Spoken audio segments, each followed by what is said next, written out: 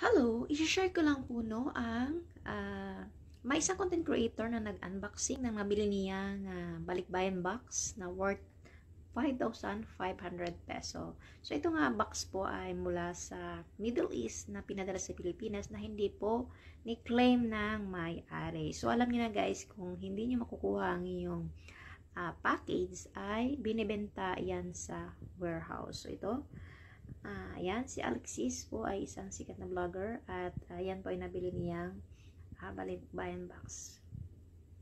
So ayan, kung makikita nyo. So maraming reaction dyan sa video niya na samot-saring reaction. So hindi po kasalanan ni Alexis kung nabili po niya ang balikbayan box. Bininta po yan sa warehouse.